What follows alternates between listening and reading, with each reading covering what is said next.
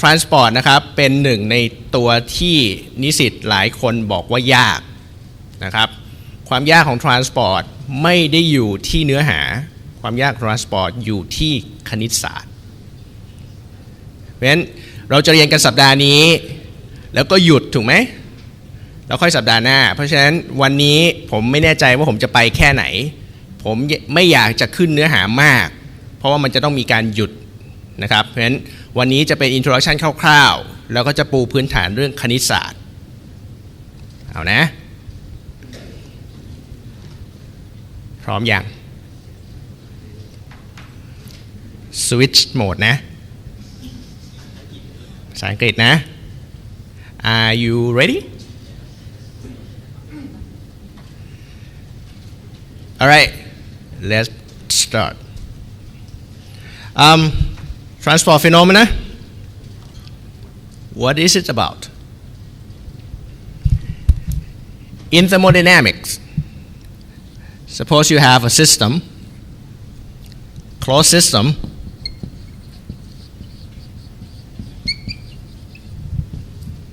okay? There's heat, go inside. In thermodynamics, we assume temperature inside is uniform everywhere, right? That means at this point, temperature here or temperature there are the same, exactly the same, uniform. Okay, this is what thermodynamics assume. But in real life, when you heat it up one surface, you know that area around this surface has higher temperature than this part, right? So in real life, there's a distribution of temperature inside. So transport phenomena would study everything that is distributed within the system. That means the system in transport phenomena is no longer uniform. Okay? It's not uniform in temperature, in concentration, and in velocity. So the course itself, transport phenomena, will be divided into three parts: momentum, energy, and mass. These are three things that are transported. Okay? The easiest one to understand is energy. If you imagine, from this picture, you have some certain amount of energy transfer from surrounding into the system. So this is amount of energy transfer. But what we measure is not energy. We measure temperature, right? So in energy, what we measure is temperature. In mass, mass can be transported by dumping some certain mass into the system. How can we measure mass? Normally, mass would be represented in terms of concentration. Okay? If you deliver some mass into system, that mass or that particular species would have higher in concentration within the system. Okay? So on this side of the board is what is transported. On this side is what you can measure. They're totally two different things. Okay? For momentum is transported, but what we can measure is velocity. Okay? So that means in transport, we will consider distribution of temperature, concentration, and velocity within the system. That means in transport, within your system, temperature, velocity, and concentration are no longer uniform. If it is not uniform, then you should be able to plot. Let's say plot the temperature. If I plot temperature as a function of position, okay, you may get a graph like this. Temperature at this position is higher than temperature on the far left. So temperature is now a function of position. Okay? So these three variables in transport phenomena now can vary by two kinds of variables. These should be a function of the first variable is position. The second variable is time. If it is no longer a function of time, that means your system reaches steady state. Okay? If it is a function of time, then your system is unsteady state system. Understand?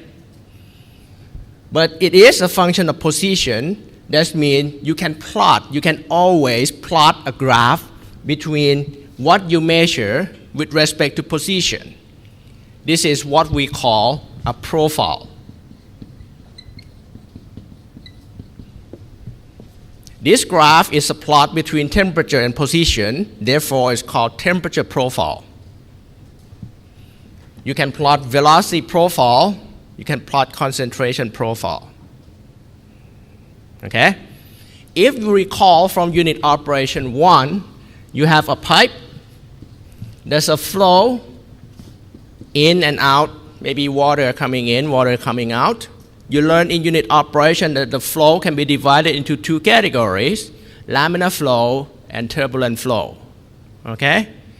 If it is laminar, then you know that velocity here is about 0. Velocity at the center is supposed to be maximum velocity, and the profile looks something like this. Did you learn that in unit operation 1? And the profile, this is called velocity profile, right? Did you learn how to calculate it? No? You will in this course. Okay?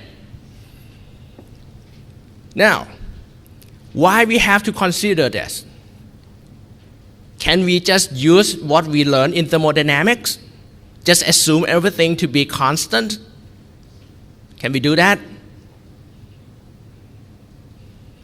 If you use this, for instance, if you use this pipe as a reactor, okay? If you assume the pipe to be a reactor, let's say a pipe here,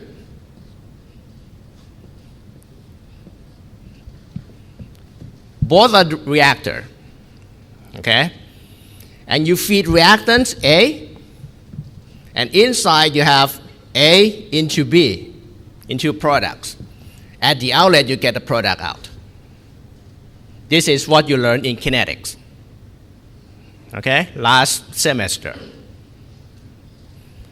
What you assume in kinetics is normally whatever you learn in pipe flow like this is assumed to be plug flow, right?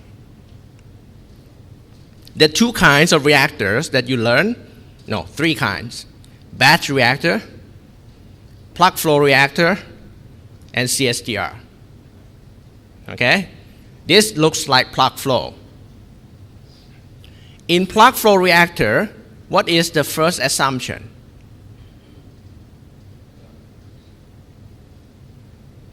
It is assumed that across this cross-section area, everything will be the same, right? It would be the same. Velocity should be the same. Concentration should be the same. But you learn from unit operation 1 that the velocity here at the center is much higher. So if the flow rate is small, there is no way that you can get plug flow. If you cannot get plug flow, the model that you learn in kinetics, you can throw that in the garbage. Okay? So in order to make things right, to make the concentration at the outlet to be the correct one, you need to understand profile of velocity. Because the reactant coming in at the center stay within the reactor shorter the time that this part of the reactants stay in the reactor is shorter than this reactant. This reactant experience slow flow rate. This reactant experience high flow rate. So the resident time inside the reactor are not the same. Okay?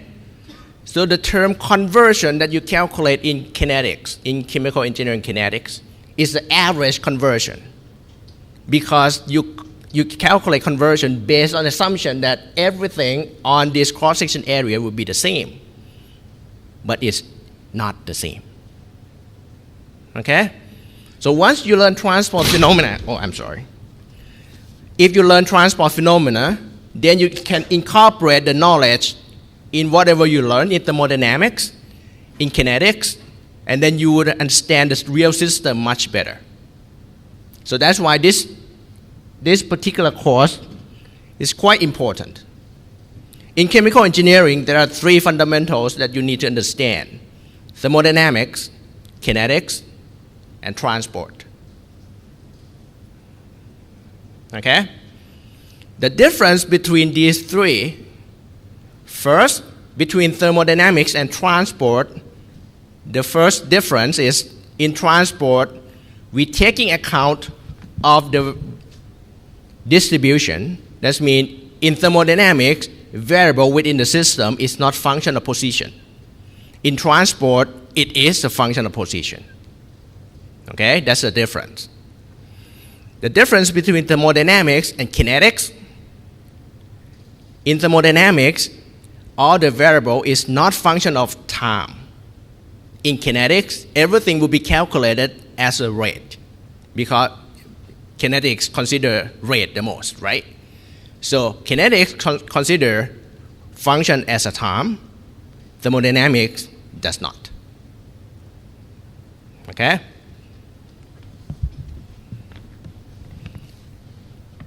Now, I would like to start, of course, in our course, we will learn momentum transport first, and then energy transport, mass transport.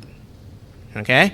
But today I would like to start with energy, because energy is the easiest things to understand. All right? In order to understand momentum, I need you to understand some kind of advanced math first. But in order to make you understand, let us focus on energy at the moment.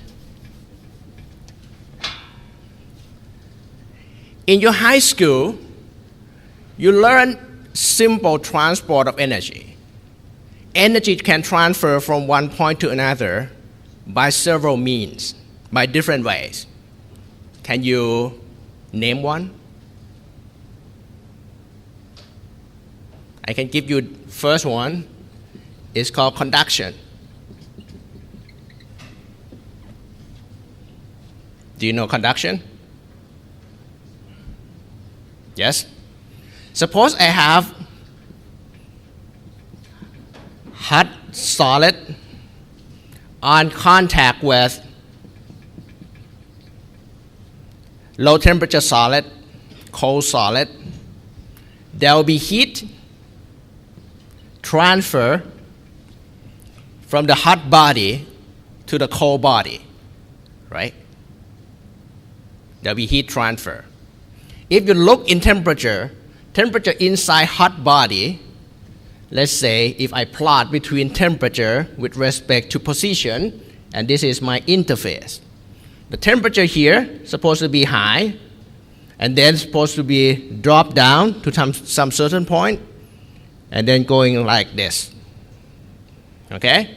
Further, from the interface, temperature may be uniform, it's no longer changed with respect to position.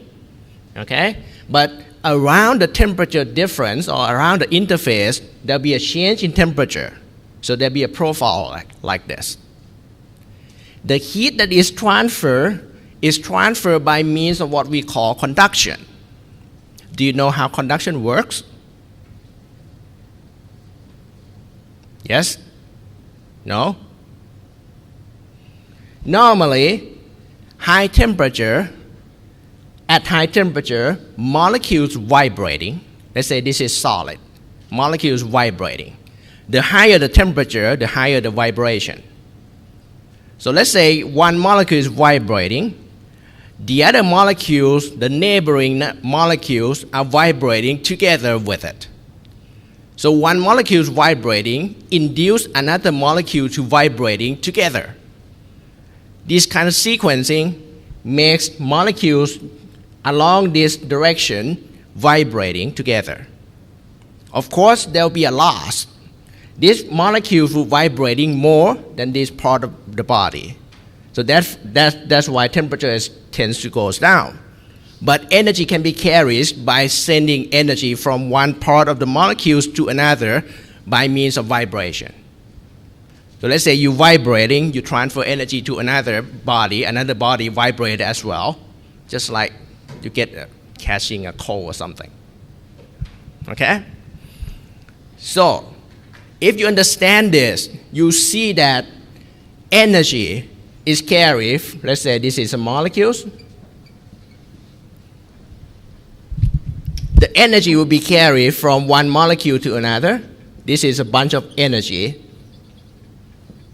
You can visualize the picture like this. A bunch of energy, or a group of energy, is transferred from one molecule or one group of molecules to another without movement of the molecule itself. Understand? So in this picture, energy is transferred, but molecules stay at the same position. Okay? This is called conduction. Because molecule does not move, sometimes this is considered as molecular transport.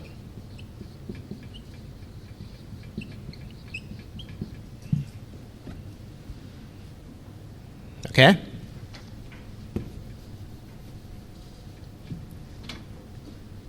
The second kind of heat transfer or energy transport is what you learn as convection. Have you heard of the word convection? Yes? Let's say that I have hot plate. This is hot plate.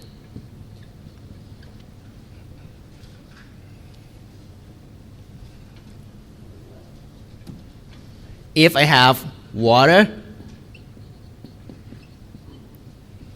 flowing over the hot plate, if water coming in is cold,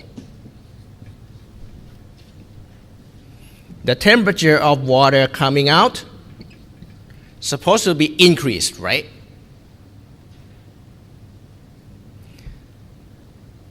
Can you visualize how molecules of water receive energy? First, there's a high temperature source over here. Water has lower temperature.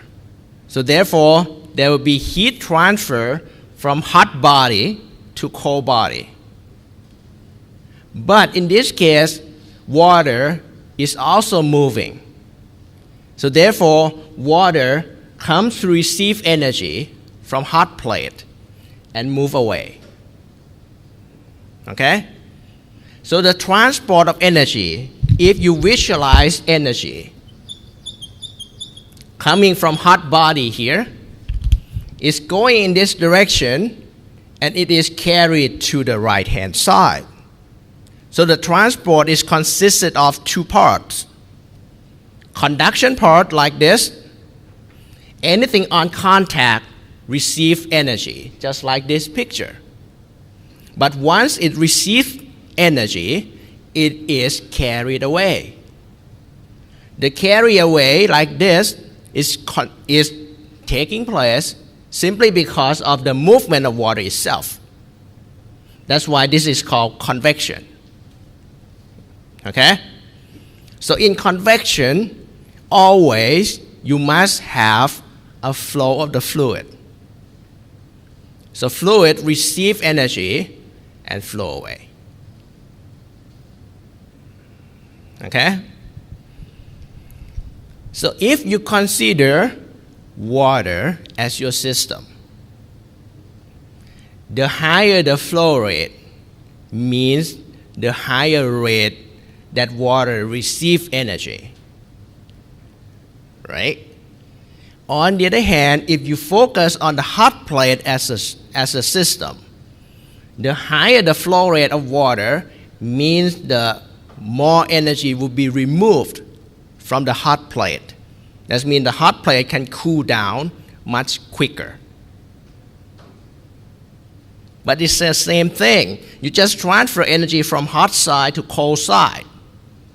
If your system is cold side, you focus on how it is received.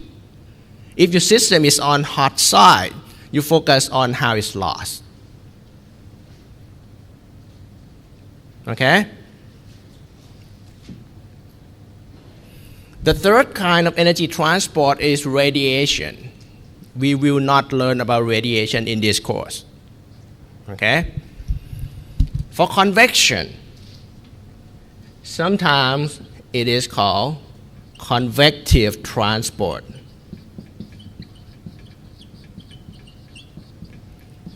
Or bulk transport.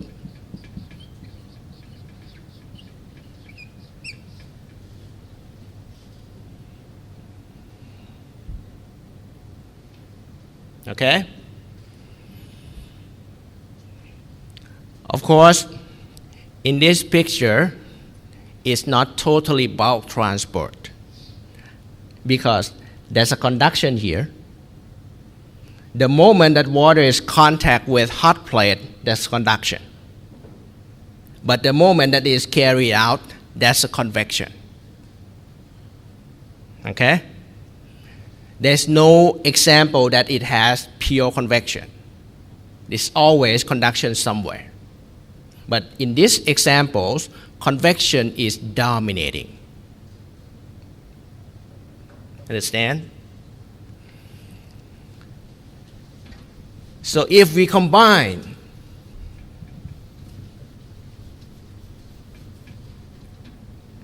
let's say if we calculate or measure amount of energy transferred from one side of the system to another with respect to time, that is called transfer rate. Okay? Let's say you have a body, hot body transfer across to the cold body. The amount of energy, this amount of energy transferred to other side with respect to time is called transfer rate. The higher the transfer rate means the greater amount of energy will be transferred within your window of time. But you also need to consider cross-section area over here. If the area is large, the same amount of energy transferred to this side doesn't make the temperature change very much.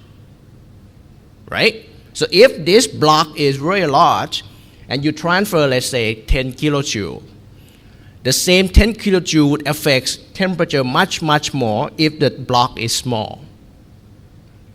So what matters is not the transfer rate. It's the transfer rate with respect or with the transfer rate per unit of area. Okay? So what we need is energy per unit time, per unit area. So the unit would be joule per second per square meter. This is what we call energy flux.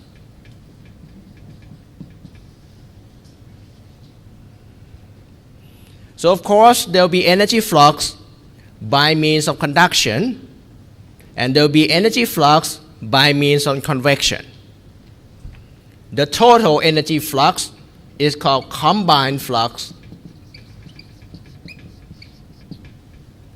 It's basically molecular transport flux plus bulk transport flux. Okay? Understand?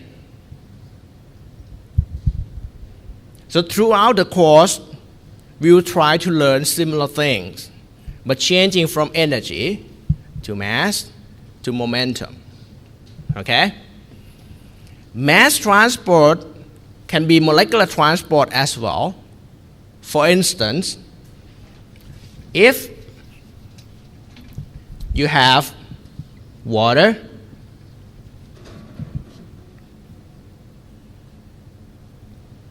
let's say coffee, okay, black coffee, you put sugar inside, 1 cube of sugar at the bottom, what happened?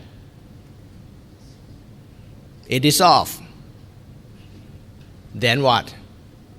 If you do not stir and you try to taste coffee around here, it will not be sweetened. It's still bland, right? But if you drink further and further, it would get sweeter and sweeter. Okay? Why? Sugar dissolves.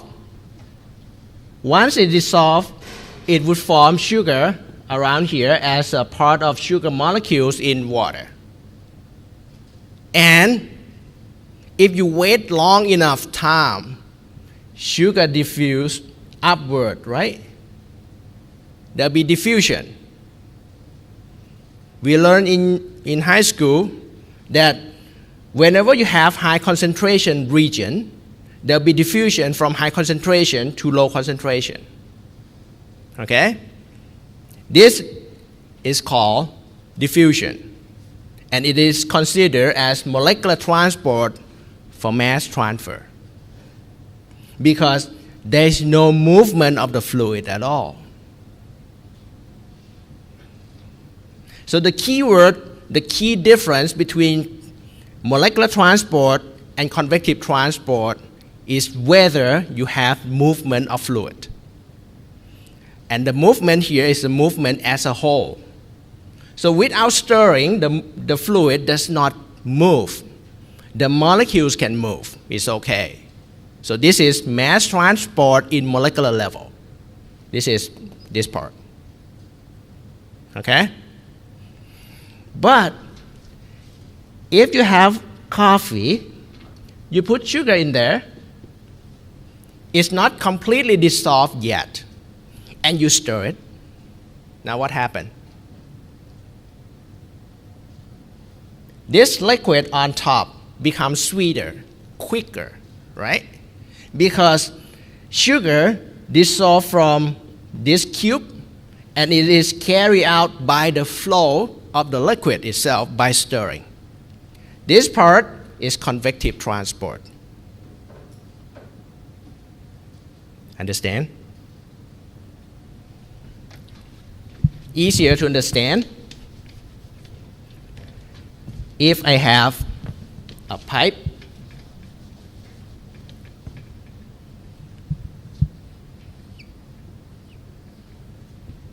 okay, you have a flow. If inside this pipe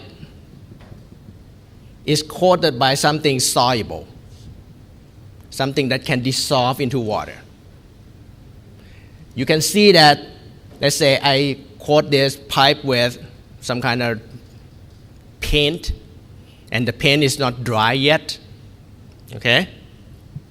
You put water in there, the paint dissolves, and water carries paint downstream, okay? This part, dissolving part, is diffusion. This part is convection. So the mass of the paint is carried away by means of the flow itself. If you slow down the flow rate, the rate on this side will be slower, until if you stop the flow rate, there'll be only the diffusion. So this picture is consisted of two parts: molecular transport in this direction and bulk transport in this direction. See? Okay, I give you a couple of minutes just to write it down.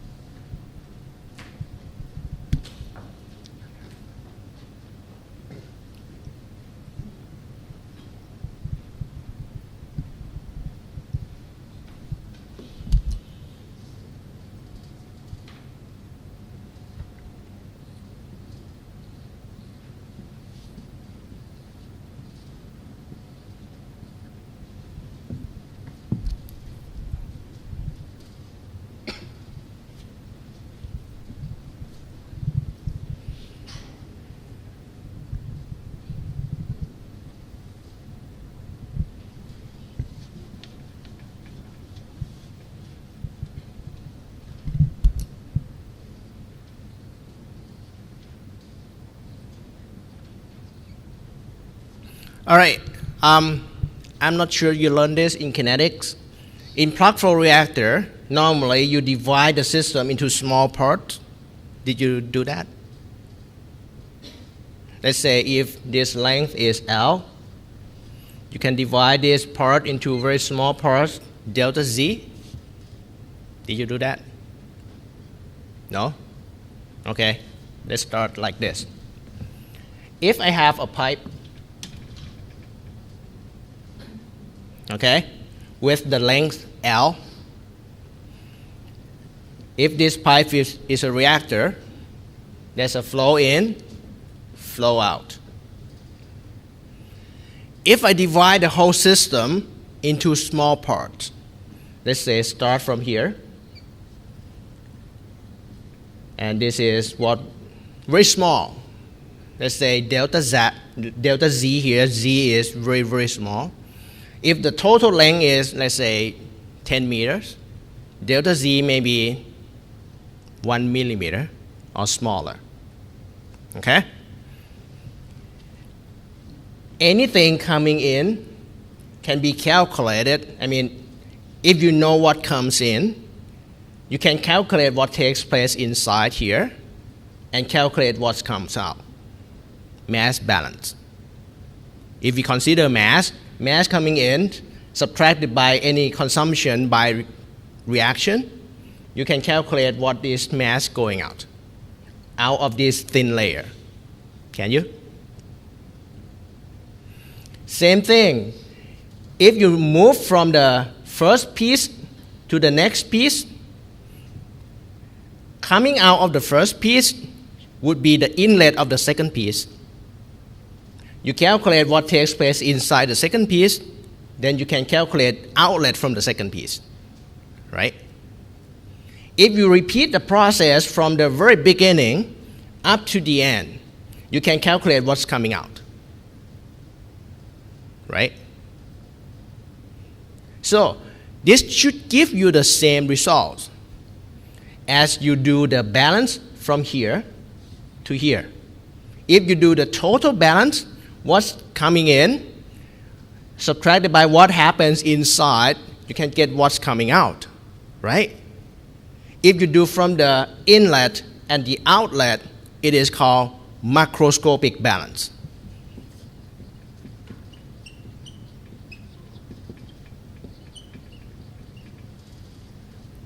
If you do macroscopic mass balance, it is what you learned in sheet print from your last year.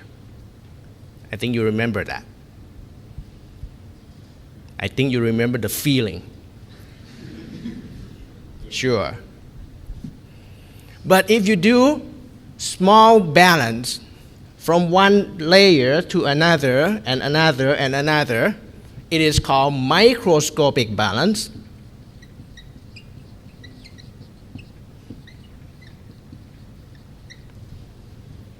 The result should be the same.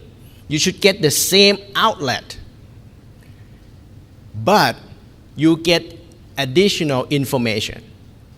If you do microscopic balance, not only you know the outlet here, you also know the change in concentration along the way,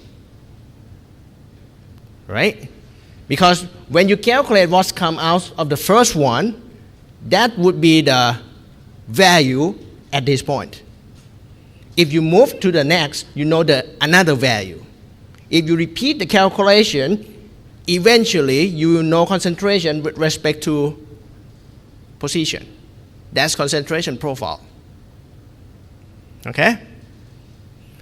So in transport phenomena, we will calculate anything using microscopic balance because we need a profile. The good thing about microscopic balance is that it gives you information that you require. The bad thing is it would be very difficult. Nothing comes easy, especially here. Okay?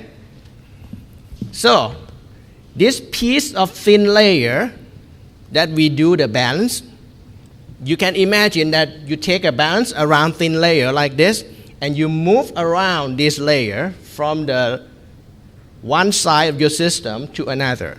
You're moving this around. This part is called shell. We set up a shell, a small layer of your system. You take a balance around the shell, and you move the shell around from one side of your system to another to cover the whole system. Moving like this is basically integration of the equation. When you set up equation in the shell, we call this shell balance. Okay? So we will do shell balance. Once you get equation from shell balance, you integrate that equation, which is physically means that moving this shell around. At the end, you should get the profile within the system as well as whatever you calculate at the outlet. Okay?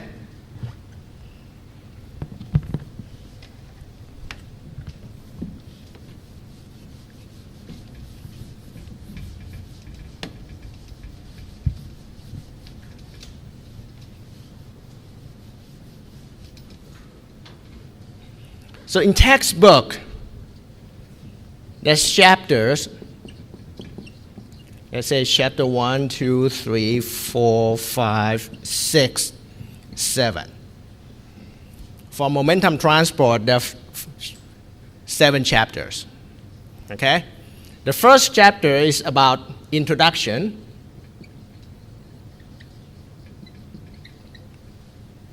And the most important is the relationship between what is transfer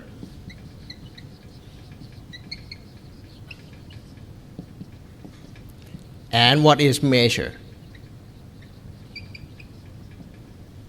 What does it mean? For instance, in energy, what is transfer is energy. What is measure is temperature. So in the first chapter, it should be relationship between energy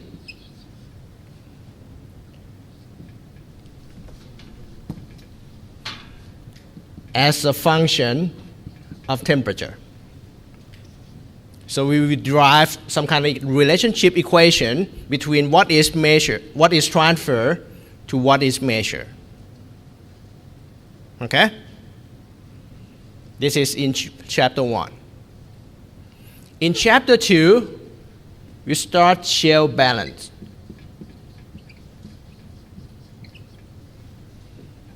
In shell balance, it means you set up a shell, a small layer, a small part of your system.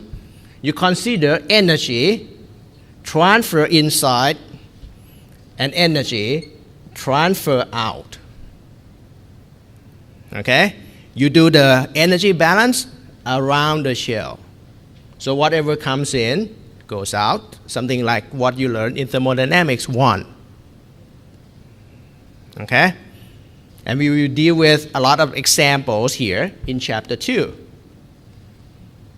At the end of chapter 2, you should be able to calculate the profile. Chapter 3 is what we call the chapter about equation. We will try to generalize whatever we learn in chapter 2 to any kind of problem. Okay? In chapter 3, we will learn about those kind of equation, a lengthy equation. The point is, like in this picture, if the system is tube, a circular tube, the shell here is supposed to be circular. If the pipe is rectangular, the shell is supposed to be rectangular. The shell is supposed to look similar to the whole system, right? So that means the shell balance that you do in chapter 2 supposed to comply with your system configuration or system geometry. You have to figure out what the shell should look like. So that means it depends on system geometry. On the third chapter, we will develop equation that can be used to any kind of problems. You don't have to figure out what does it look like anymore. So these 2 chapters should give you the same result. This is alternative of shell balance. They should give you the same thing. And in your examination, sometimes we'll give you a freedom to choose which means you want to use. Okay? Chapter 4 is about unsteady state. Or whenever you have complicated function. Okay? So we will not learn about chapter 4. 3 and 4 or 2 and 4 are essentially the same. The difference is math. This is, you introduce one more variable, time, into the equation. So this is mathematical chapter, so we don't need to take into detail. We will skip chapter 4. Okay? Chapter 5 is about turbulent. There's 2 kinds of flow, laminar flow and turbulent flow. I will go through turbulent flow very quickly. So chapter 5 is supposed to be done within an hour. And it will not be in the examination. So I'm give you a brief introduction on turbulent so that you understand, but we will not test you in examination. Chapter 6 is about interface. What does it mean? In energy, when you calculate energy transport, then we can calculate heat transfer coefficient. Okay? Remember, in your unit operation 3, you do the balance, macroscopic balance, and you use heat transfer coefficient, right? In unit op 3. But the way to develop those heat transfer coefficient, you use empirical equation. Remember? Heat transfer coefficient can be calculated as a function of Nusselt number, and Nusselt number is normally a function of Reynolds number and Prandtl number. And this might be some weird equation with power of 2/3 or power of 0.2, 0.3. The relationship of how we can develop this kind of function will be explained in chapter 6. Okay? So this chapter we will learn. Chapter 7 is about macroscopic balance. We will not learn about this because you already did. This is basically what you learn in cheap print. Okay? So for the first part, for momentum, you have chapter 1 to 6 to cover. For energy, it will repeat the pattern. For energy, there will be introduction of energy, shell balance of energy, equation of energy, unsteady state of energy, turbulent interface, same thing. And it will repeat for mass transport as well. All right?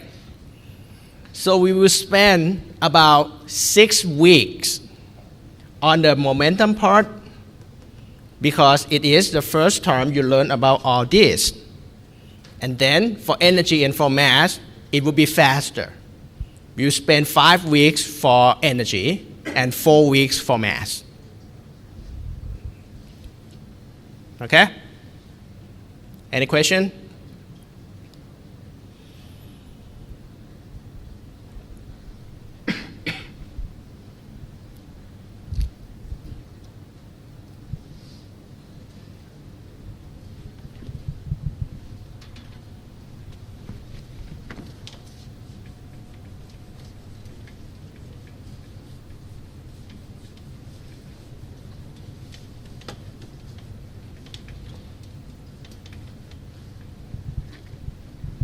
All right, before we go over to math, the most important thing is also about coordinate.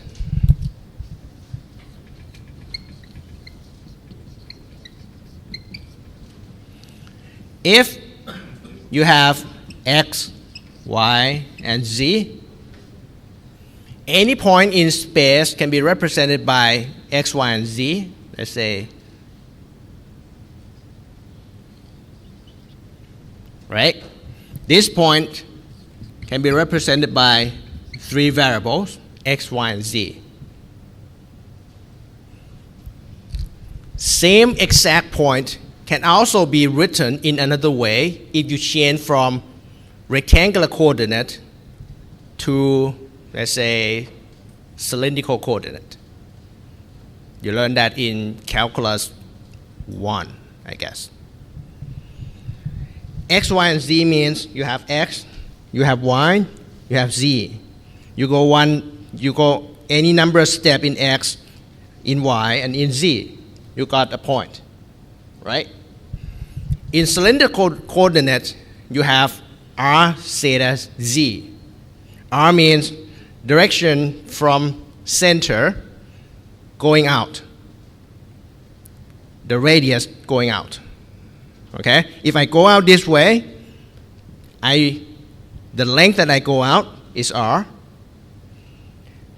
and the angle that I rotate is theta, and the distance going up is z. Okay? So you can also say you go same thing.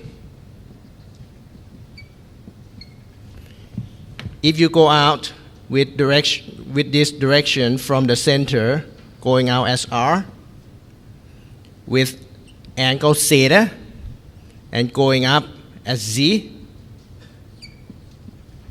you can get the point as well. So these same points can be represented by R, zeta, Z. Okay?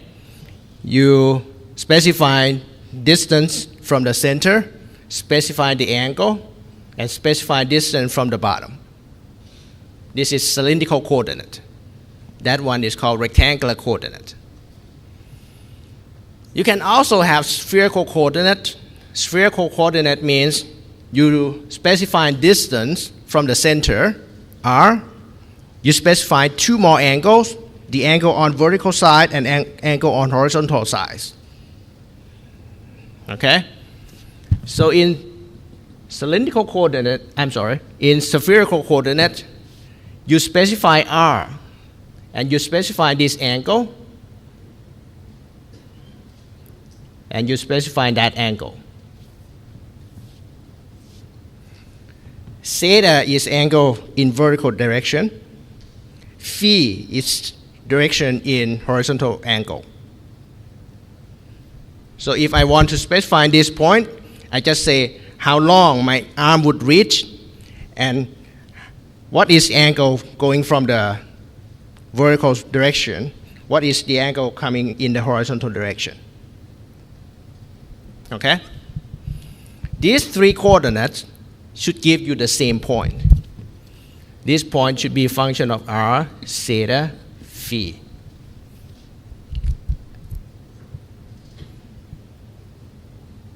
Whether we will use which one depends on geometry of our system.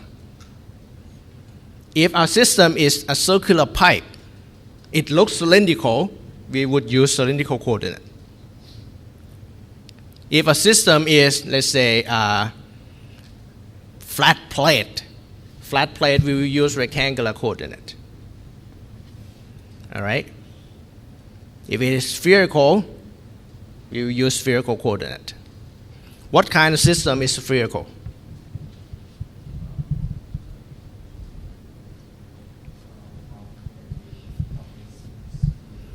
What kind of system in chemical engineering application is spherical? Sphere tank. Okay. Any other applications? You can go very small. For instance, like a particle of catalyst moving inside fluidized bed. Or you can look at the bubbles of gas in liquid. That's also spherical. Okay? All right. So, since they are the same, okay, they represent the same point, just using different means, different coordinates. In order to make it general, another way to represent the position is to use a vector. Okay? I can say that from the origin point to my point here is represented by one vector. And the vector should have magnitude, or how long the vector would be, and direction. Right? Vector has one single direction.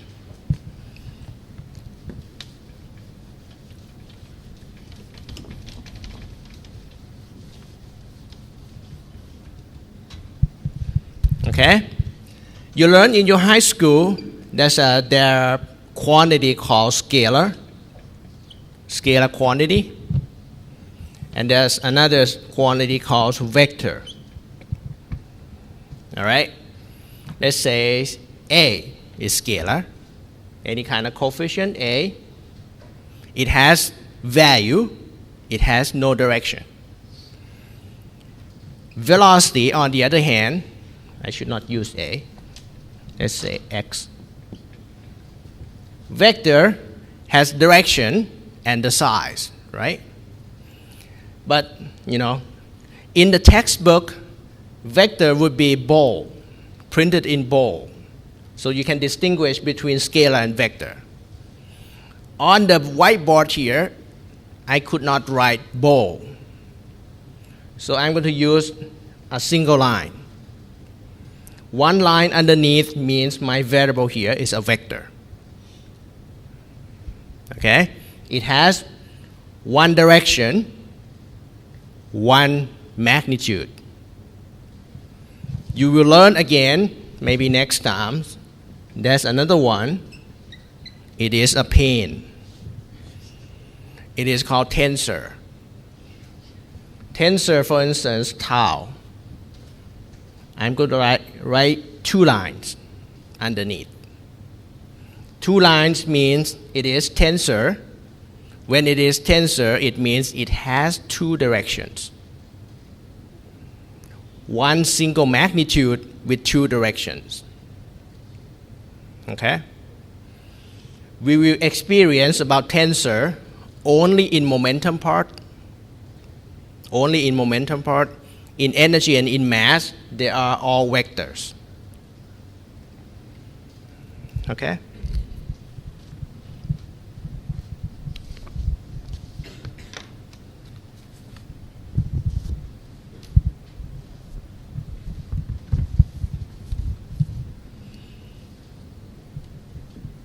For vector, if I have vector A, generally, I can say A can be written as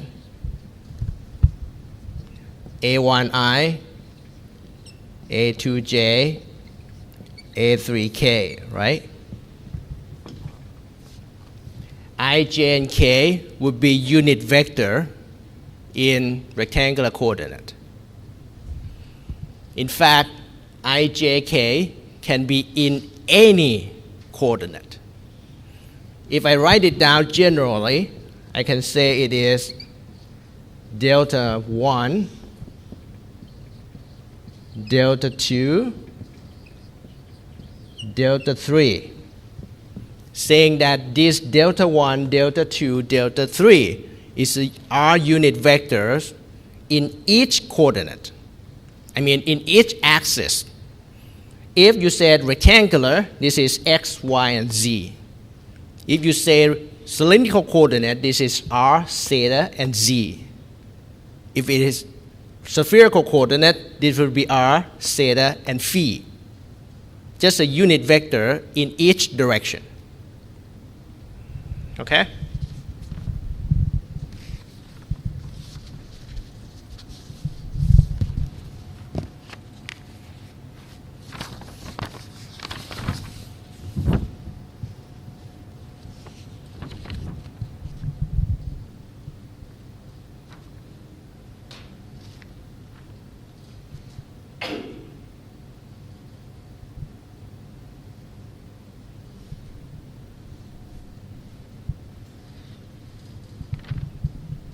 All right, so make it easier for you, just go back to the familiar I, J, and K for rectangular coordinate first. So if I have A, I have B,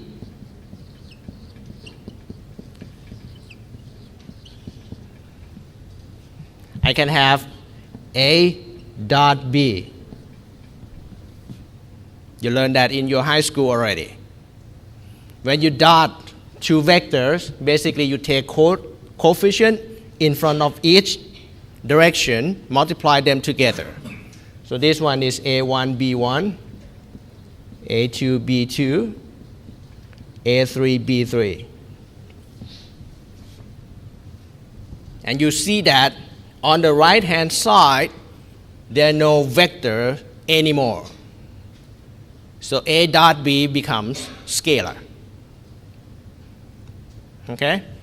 So in this side it is scalar. Now, this is vector. Okay? It is also has quantity.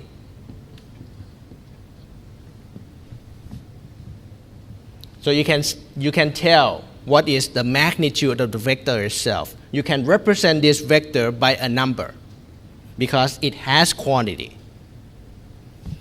On the other hand, this dot, it has no quantity at all, but it can alter quantity from another vector.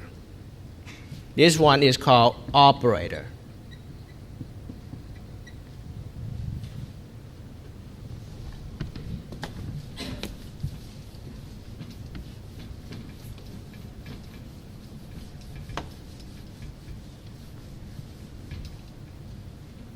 For instance, if you have 2 times 5 equal to 10, 2 is quantity, times here is operator. By itself, it has no value. But after it operates with others, it can alter the value of this variable. Okay?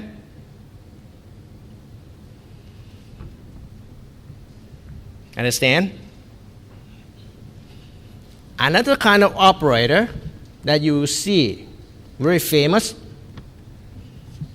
is D. Let's say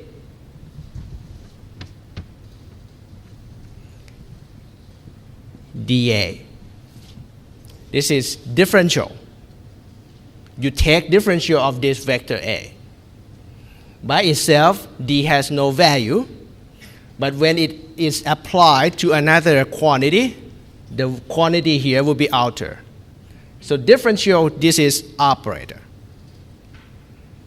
All right? If you have vector, you differentiate the vector. Basically, you get D of A1, I, plus dA2, J, and dA3K. You just differentiated all components.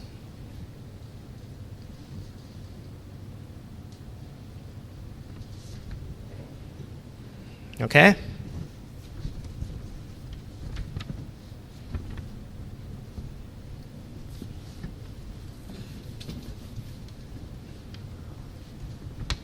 Now, if I have phi as a function x, y, and z, and phi here has no line, it is scalar. Okay? If I take d phi by ds, s is also scalar. Okay?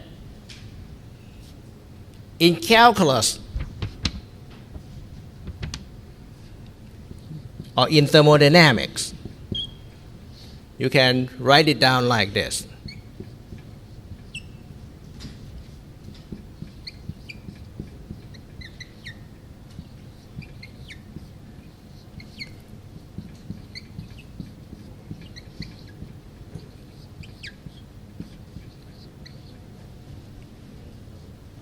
Let's say if S is time, then you can get dx by dt, dy by dt, dz by dt.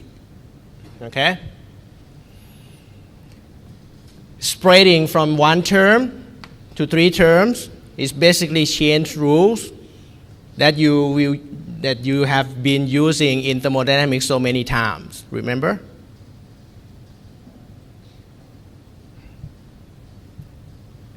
Okay? Now, take a look at this equation and compare with this equation. It has pair of terms in similar way. So if I say this is A1, A2, A3, B1, B2, B3, okay? I can say that I can take A1 out, put I over here.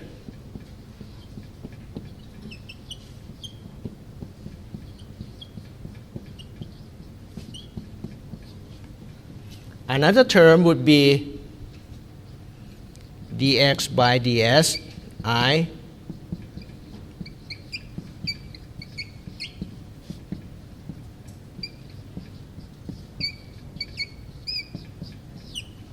right? In similar manner, and this would be my dot operator.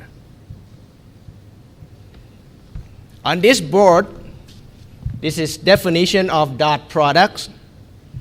On this board, we just apply that application, just separate this into two terms, two vector terms.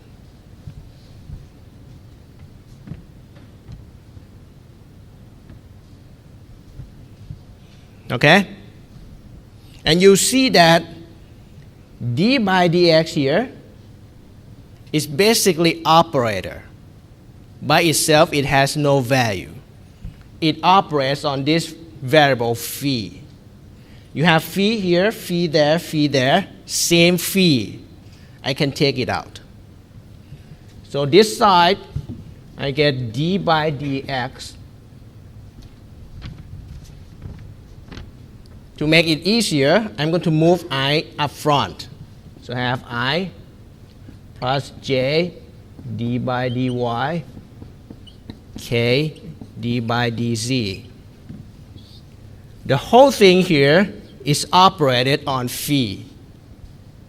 You just take phi out.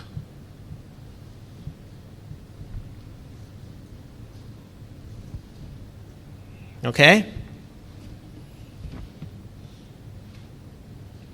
And you should see that each component has no value.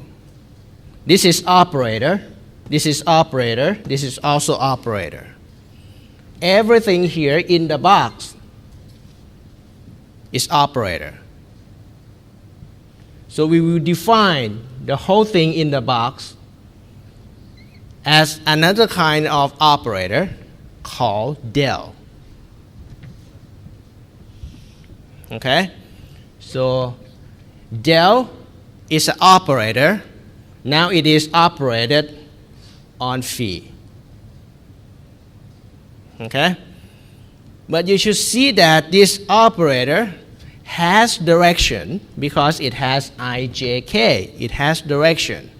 So I'm going to put another line here just to say that the del itself is a vector operator.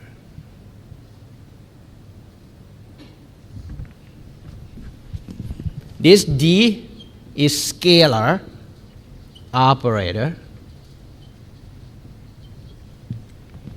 but del is vector operator.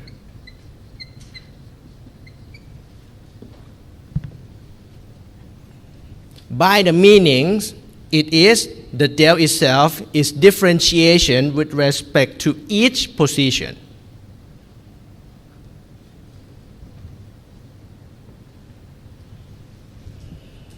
Okay? Finally, last one on the far right here. I can take, if I let R equal to xi plus yj plus zk, this would fall into dr by ds. Okay? So you can see that d by ds is a scalar operator. This scalar operator is now operated on a vector. This one is scalar operator operated on scalar. This one is operated on vector. Okay? Some operator can be operated on any kind. Some operator must be operated on vector only, like this. Dot here is an operator which must be applied to vector only. Okay? Any question?